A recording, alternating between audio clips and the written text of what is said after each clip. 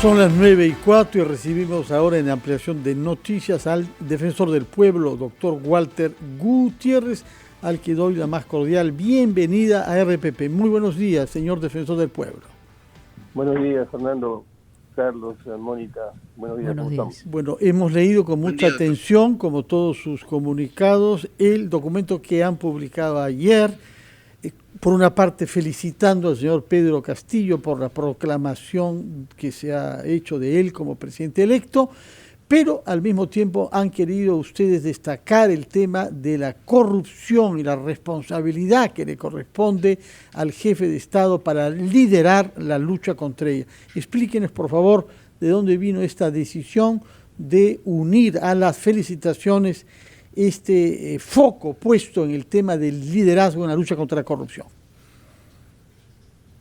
Bueno, Fernando, la razón es porque hemos visto a lo largo de todos estos 5 años, y mire usted, ayer nomás acabamos de publicar un nuevo hecho de corrupción, un grave hecho de corrupción. Recuerda usted que el gobierno de Pedro Pablo Kuczynski muy tempranamente detectó un caso de corrupción de una persona cercana al círculo del presidente. La corrupción nos viene acompañando, es muy eficiente, tenemos que ser más eficientes que la corrupción, y el mandato del presidente, el mandato constitucional, es que él lidere, encarne, personifique las políticas públicas, las políticas de Estado. Él está obligado por la Constitución. Este no es una recomendación, es un mandato constitucional, es una obligación constitucional. Basta leer la sentencia del Tribunal Constitucional que habla sobre la necesidad de estas políticas y la necesidad que el presidente las lidere. Basta revisar los informes de la Contraloría General de la República para ver el costo que significa para la economía, pero particularmente para los derechos y de las personas más vulnerables, este flagelo de la corrupción. Entonces nosotros le estamos recordando al presidente muy respetuosamente, pero muy claramente también, que él tiene que liderar la corrupción, la lucha contra la corrupción, combatir este flagelo, honrar su compromiso con la ciudadanía. Sí, señor defensor, ¿cómo está? Muy buenos días. Buenos días. Entendemos claramente la alusión que hace al marco de las competencias que están en los artículos constitucionales. Sin embargo, digamos que entre líneas puede advertirse una cosa mucho más específica, porque debería darse por entendido, sin mayor discusión, que quien asume la presidencia de la República tiene que liderar toda política anticorrupción, más allá de la realidad que podamos enfrentar, pero es algo que se desprende naturalmente. ¿Por qué siente la necesidad de recordárselo específicamente al nuevo presidente?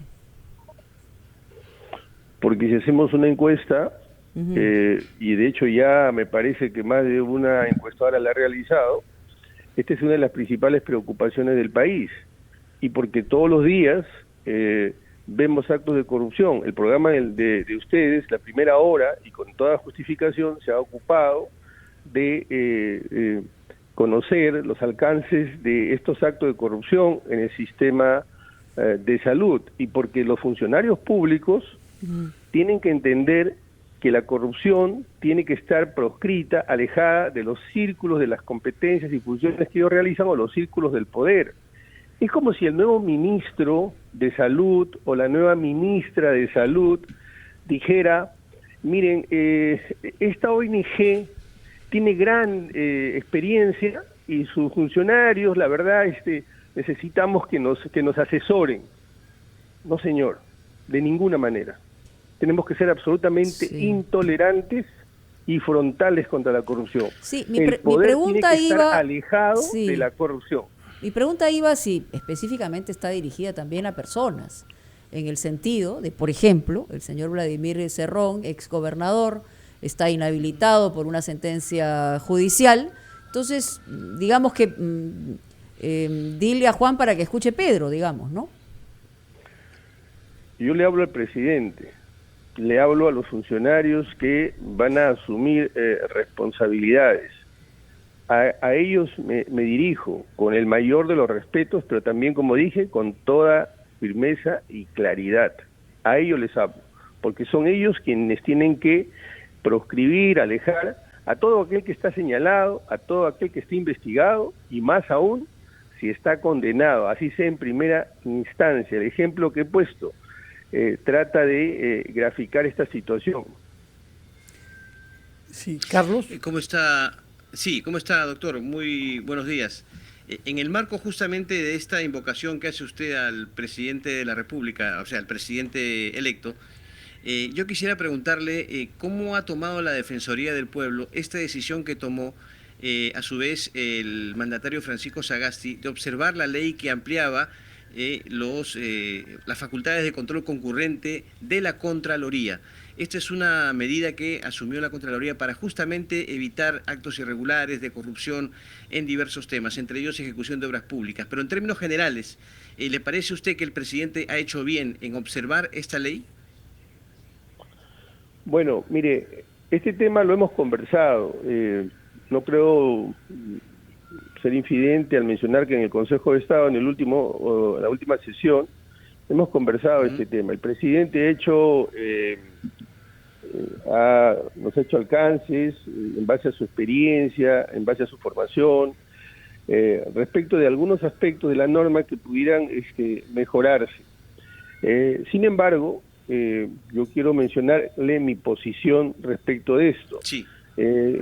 Reconociendo que la ley puede perfeccionarse y que el presidente tiene una trayectoria, un conocimiento respecto de esto, este es una norma muy importante, y es importante porque en este momento, Carlos, hay 3.000 obras paradas, 3.000, por un monto de 29.000 millones de soles. Muchas de esas obras están paradas porque han entrado en un proceso de arbitraje, litigio, por mil razones, pero muchas tienen que ver con la corrupción. Exacto. Y ya le acabo de decir el impacto que tiene la corrupción en los derechos en los servicios públicos. De modo que yo estoy de acuerdo con que la Contraloría pueda tener una norma que permita el acompañamiento para que sea la obra más transparente, más eficiente, y los propios funcionarios no tengan temor. Sin embargo, ese es un equilibrio difícil que estoy seguro que en los próximos meses se va a aprender. Sí. Pero fue, perdón, doctor, un error del Ejecutivo observarla. Y yo, pareciera, si usted me pregunta si yo lo hubiera observado, yo no lo hubiera observado, pero yo no me considero dueño de la verdad. El presidente ha hecho observaciones atendibles que espero se puedan mejorar. Pero el país necesita urgentemente una Contraloría, una institución que ha dado pasos importantes, pero tiene que seguir acompañando en la gestión y eficiencia del Estado. Sí, en todo caso lo que anoche dijo aquí en RPP, en el programa de nuestro colega Jaime Chincha, el presidente Sagasti, es que él hizo las observaciones con propuestas de cambio de algunos artículos para asegurar que la Contraloría pueda ejercer su trabajo de control concurrente en las regiones, tanto como a nivel nacional, de manera que aparentemente no es que se opone a la voluntad del control concurrente, sino al revés, lo que explicó anoche, ¿no? Que se amplíe y que se pueda llevar a cabo de manera más eficaz. Esto debería ser un asunto de próximas semanas, si es que el Congreso que entre en funciones asume estas propuestas de modificación. Sí, estamos de acuerdo. Esa es la posición que nos expresó el presidente en el Consejo de Estado. No es que él esté radicalmente en contra, no es que él planteara una posición total, sino que quería que se modele mejor, perfile mejor la norma en algunos en algunos aspectos. Y esto me lleva al tema del Congreso. Desafortunadamente, el Congreso ha legislado con bastante desprolijidad. Hemos tenido un Congreso que ha construido normas aceleradamente, sin participación, y cuando digo participación no solamente me refiero a participación ciudadana, sino participación de todas las entidades implicadas, involucradas en la ejecución de la futura norma, y muchas veces normas sin una base empírica, sin una base objetiva. Entonces, a veces tenemos normas que luego llegan aprobadas, pero no están totalmente cerradas, perfeccionadas. De acuerdo, tomamos nota entonces de su comentario sobre la baja calidad de algunas leyes promulgadas por el Congreso que se va. Permítanos, por favor, ir a oír a los anunciantes de RPP, después de lo cual quisiera preguntarle sobre otro tema al cual ha hecho usted referencia ya en otras oportunidades, que es el estado de la libertad de prensa en el Perú. Retomamos nuestra conversación con el defensor del pueblo después de unos instantes. Estamos conversando con el defensor del pueblo, que hace unos instantes hizo una referencia a las entrevistas que hemos difundido un poco antes de recibirlo a él sobre un caso de corrupción que se ha detectado en un hospital público de Lima. Y es importante que lo haga usted resaltar, porque efectivamente la prensa está acá para criticar y para mostrar las cosas que no están bien, aunque eso no le guste al poder, a cualquier poder que sea en funciones. Por eso queremos preguntarle su opinión sobre los debates que han habido y en realidad los comunicados tanto del Consejo de la Prensa Peruano como de IPIS respecto a la libertad de prensa en el Perú y el caso específico de esta carta desafortunada que el abogado Julio Palacín nos mostró y que habrían inspirado solicitando que un miembro del Ejecutivo intervenga en un asunto que él consideraba violatorio de la normativa sobre la prensa en el Perú. Por el contrario, esa carta es violatoria de la Constitución y violatoria de los estándares convencionales y constitucionales respecto a la libertad de expresión. La libertad de expresión es uno de los fundamentos, de los pilares del derecho constitucional, del sistema democrático. Es la base de la preservación incluso de otros derechos. Por lo tanto, ese es un error vitando.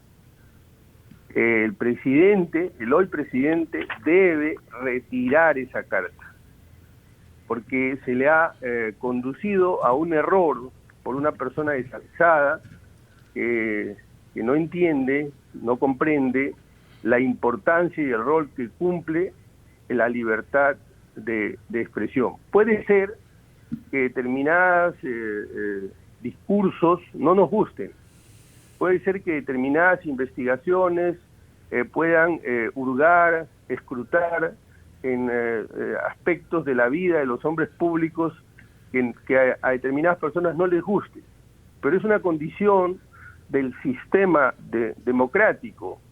Hay que recordar que existe un estándar denominado el mayor umbral de tolerancia al escrutinio público de los hombres que han decidido que su actividad sea una actividad pública. Y esto no solo tiene que ver con los políticos, tiene que ver con los deportistas, tiene que ver con los artistas, tiene que ver con todo aquel que se somete a la vida pública, ingresa a la vida pública, porque esas conductas tienen un impacto en la sociedad. Y más si usted es un político, y más si usted aspira a conducir el país, tiene usted poder. Por eso es que este es un gravísimo error, grave error, se debuta mal, se inicia mal una gestión, si es que se va a mantener esa carta. Por eso, con el mayor de los respetos, pero con toda claridad y firmeza le pido al presidente de la República que retire esa carta. Y sí. Si me permite, Fernando, quisiera apenas unos segundos también pronunciarme sobre estas investigaciones preliminares que se han iniciado contra un canal de televisión. Estas investigaciones también son investigaciones diría, apresuradas, desproporcionadas, porque en el Perú es muy fácil activar el sistema de justicia y es muy fácil también activar el sistema penal. Hay que evitar estos excesos, hay que evitar estos abusos, porque la apertura de una investigación preliminar penal habilita al fiscal a solicitar medidas extremadamente delicadas, como por ejemplo un allanamiento, la clausura de locales, impedimento de salidas y hasta detenciones preliminares. Entonces no podemos convivir en un sistema institucional robusto si es que vamos a utilizar las instituciones, las figuras jurídicas para amenazar a uno de los derechos que tenemos que proteger a toda costa.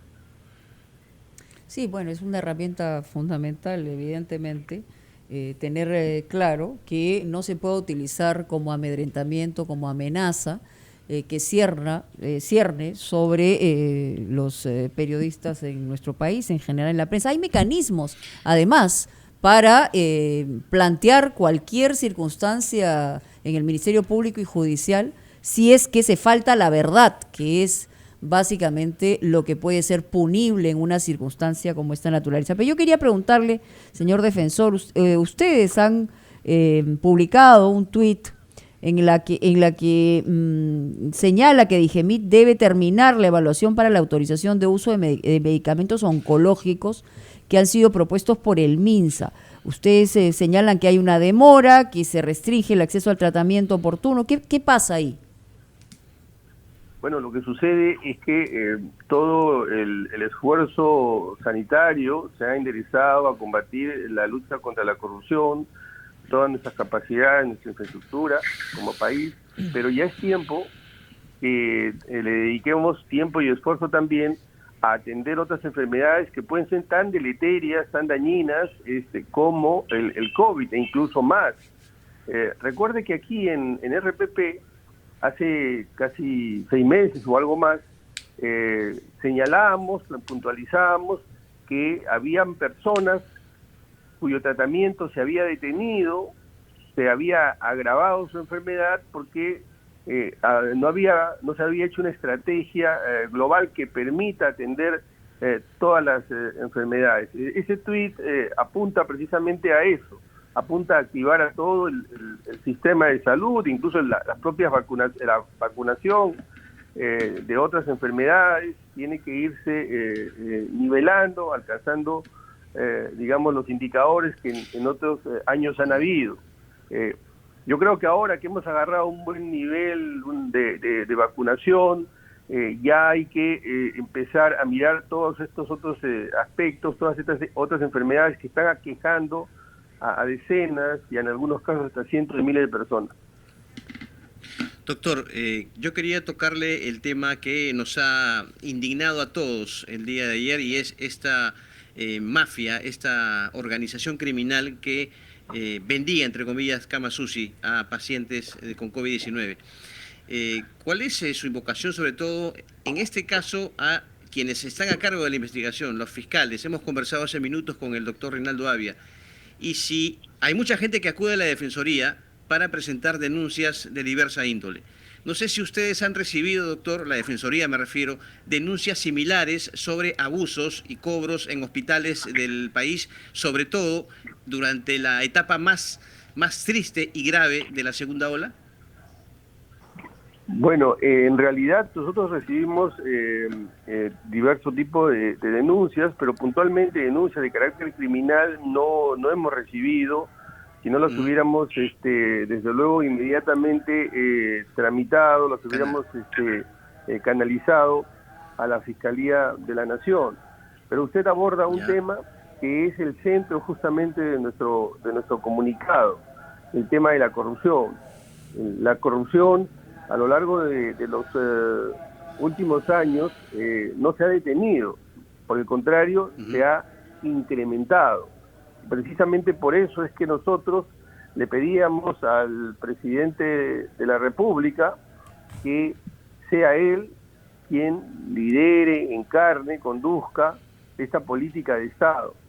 Y mientras no aceleremos el proceso de transferencia, créame que estas demoras, estos retrasos contribuyen a que se generen espacios de corrupción, porque donde hay ineficiencia y donde no hay transparencia, es posible que se desarrolle la corrupción. En otro medio yo señalaba que el proceso de transferencia es un desafío enorme. Hay 540 instituciones adscritas al Poder Ejecutivo, 540 instituciones. Muchas veces un presidente o presidenta del Consejo de Ministros pasa toda su gestión y no es posible que materialmente se reúna con los jefes de cada una de estas instituciones. Y ahí estamos hablando de instituciones tan importantes como todos los organismos reguladores, los organismos técnicos. Estamos hablando de FONAFE, por ejemplo, que es una especie de holding de las empresas del Estado, de OCIPTEL, de Servir, de Constitec, de Indecopi, etcétera, etcétera.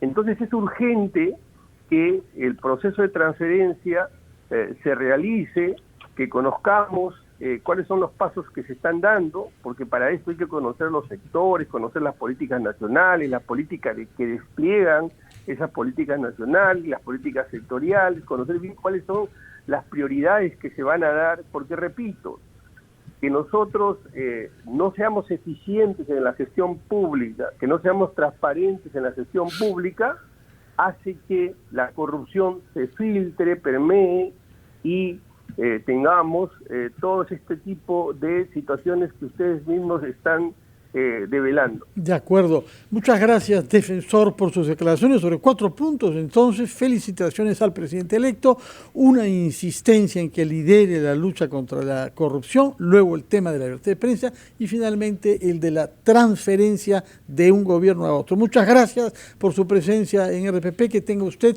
muy buenos días. Vamos a escuchar los titulares de la media hora y retomamos ampliación de noticias.